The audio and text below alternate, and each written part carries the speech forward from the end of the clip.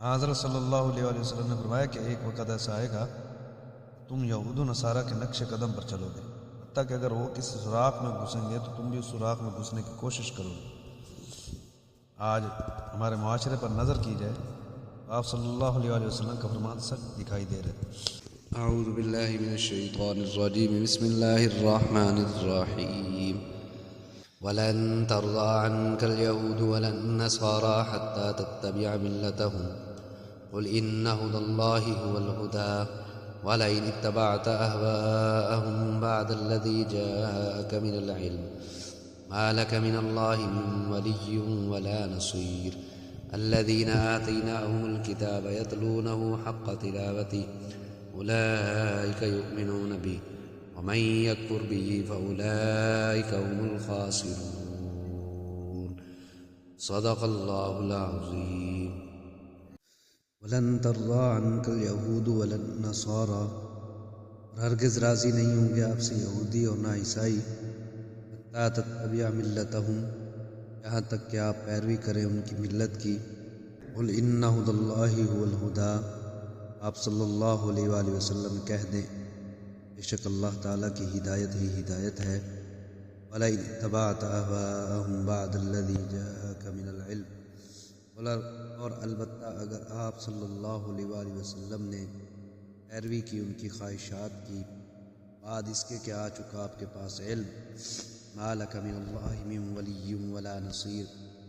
یہ ہوگا آپ کے لیے اللہ تعالیٰ کی طرف سے کوئی حمایتی اور نہ مددگار۔ الذین آتیناہم الکتاب یتلونہ حق تلاوتی، وہ لوگ جن کو دی ہم نے کتاب وہ اس کی تلاوت کرتے ہیں جیسا کہ اس کی تلاوت کرنے کا حق ہے۔ اولئک یؤمنون بہ، وہی لوگ اس پر ایمان لاتے ہیں جو اس کی تلاوت کا حق ادا کرتے ہیں۔ ومن یکفر بہ فاولئک ھم الخاسرون، جو لوگ اس کا انکار کرتے ہیں وہی لوگ نقصان اٹھانے والے ہیں۔ ولن ترضى عنك اليهود ولا النصارى، ہرگز راضی نہیں ہوں گے آپ سے یہودی اور نہ عیسائی، حتیٰ تتبع ملتهم، یہاں تک کہ آپ پیروی کریں ان کی ملت کی، یعنی یہود و نصارہ جو آپ صلی اللہ علیہ وآلہ وسلم سے معجزات کا تقاضا کرتے ہیں، سے ان کی یہ نیت نہیں ہے کہ وہ معجزات دیکھ کر ایمان لے آئیں گے، بلکہ وہ آپ صلی اللہ علیہ وآلہ وسلم کو پریشان کرنے کے لیے ایسا کرتے ہیں۔ وہ آپ پر کسی بھی صورت میں راضی نہیں ہوں گے، ہاں یہ کہ آپ صلی اللہ علیہ وآلہ وسلم ان کے دین کی پیروی کریں۔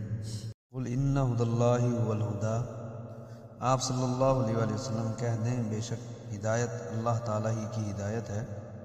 وَلَئِنِ اتَّبَعْتَ أَهْوَاءَهُمْ بَعْدَ الَّذِي جَاءَكَ مِنَ الْعِلْمِ،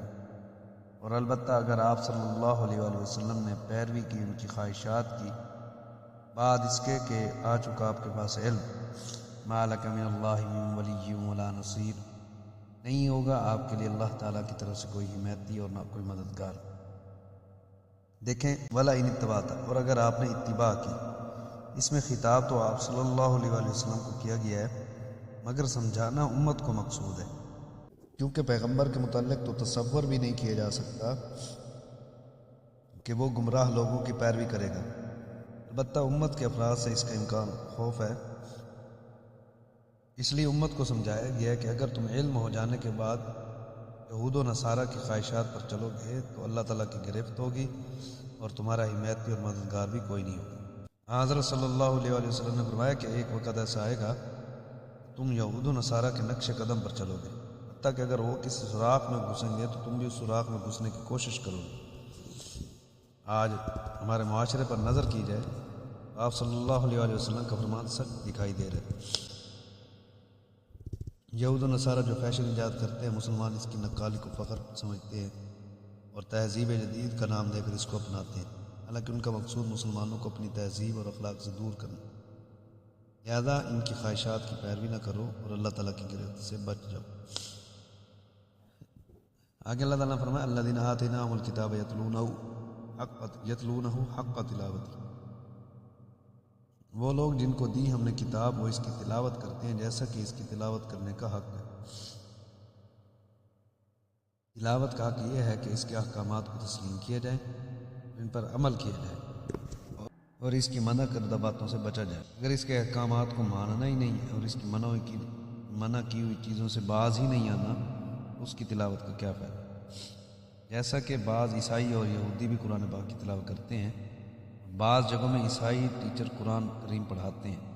مگر نہ وہ مانتے اور نہ ہی اس پر عمل کرتے ہیں، تو اس سے ان کو کیا فائدہ ہو؟ اسی طرح اہل کتاب تورات، انجیل اور زبور کے ماننے کا دعویٰ کرتے ہیں اور پڑھتے بھی ہیں، اور اپنی کتابوں میں حضرت محمد رسول اللہ صلی اللہ علیہ وسلم کی نشانی بھی پڑھتے ہیں، اور اس کا علم ہونے کے باوجود آپ صلی اللہ علیہ وسلم پر ایمان نہیں لاتے۔ ایسے لوگوں نے تلاوت کا حق ادا نہیں کیا۔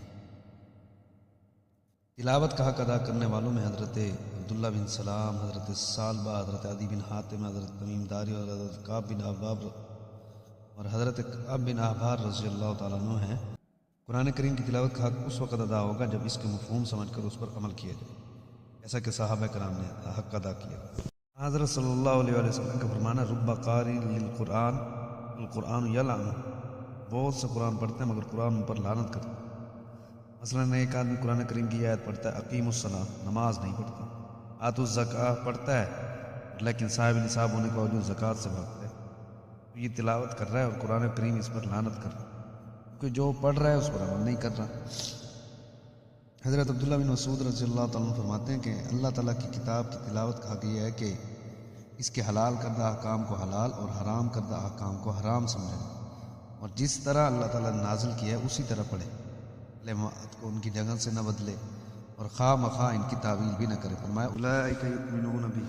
وہی لوگ اس پر ایمان لاتے ہیں اور اس کی تلاوت کا حق ادا کرتے ہیں، ومن یکفر بہ، اور جو لوگ اس کا انکار کرتے ہیں، فاولئک هم الخاسرون، بس وہی لوگ نقصان اٹھانے والے ہیں۔ یعنی اہل کتاب میں سے جس نے قرآن کریم کا انکار کیا اس نے اپنی کتاب کا بھی انکار کیا، اور اس انکار کا وبال بھی انہی پر پڑے گا، جہنم کا ایندھن بنیں گے۔ اللہ تعالیٰ پر یا اللہ تعالیٰ کے نبی پر اس کا کیا اثر ہے؟ اللہ تعالیٰ سے دعا ہے کہ اللہ تعالیٰ جو کچھ کہا سنا عمل کرنے